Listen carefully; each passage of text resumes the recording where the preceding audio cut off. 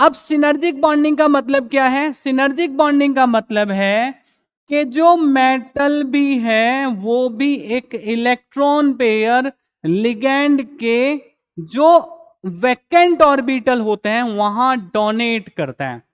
अगर आप इस डायग्राम से देखेंगे तो आपको समझ में आएगा कि यहां पे बैक बॉन्डिंग हुई है, बैक बॉन्डिंग हुई है, यानी कि लिगैंड ने lone pair of electrons metal को दिया, मेटल ने जो अपना इलेक्ट्रॉन पेयर है वो लिगैंड को दिया। ठीक है, तो यहां पे दो बॉन्ड बन गए। जो नीचे वाला बॉन्ड है जो लिगैंड ने मेटल को इलेक्ट्रॉन पेयर देके बनाया है उसको सिग्मा डेटिव बॉन्ड कहते हैं। कौन सा बॉन्ड होता है? Sigma dative bond. और ये जो बॉन्ड बना बेटा इसको पाई डेटिव बॉन्ड कहते हैं। अब ये पाई डेटिव बॉन्ड क्यों बना, ये सिग्मा डेटिव बॉन्ड क्यों बना, ये अभी समझेंगे।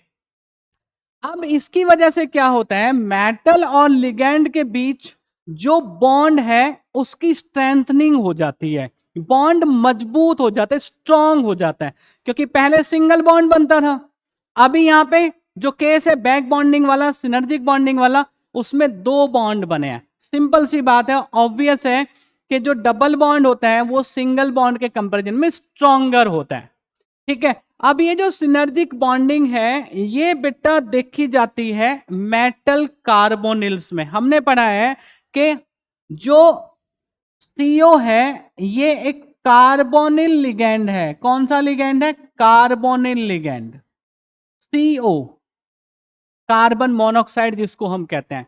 जब मेटल और कार्बन मोनोऑक्साइड के बीच बॉन्डिंग होके कोऑर्डिनेशन कंपाउंड बनते हैं, बताऊंगा कैसे, तो वो होते हैं metal carbonyls.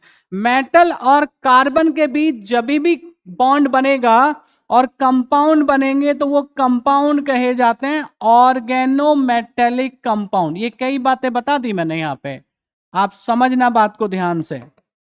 Organometallic compound, oregano का मतलब कार्बन, मेटल, समझ गए आप, यानी कार्बन और मेटल के बीच जो बॉन्ड बना है उसकी वजह से जो कंपाउंड बने हैं उनको मेटल ऑर्गेनोमेटेलिक कंपाउंड कहते हैं। अब जो मेटल कार्बोनिल्स हैं वो होते कौन से हैं, देख लो कुछ एग्जांपल मैं आपको यहां पे दिखा देता हूं। NiCO4 ये एक कंपाउंड है, निकिल का कार्बोनिल, मेटल कार्बोनिल हुआ। FeCO5 ये भी एक मेटल कार्बोनिल है।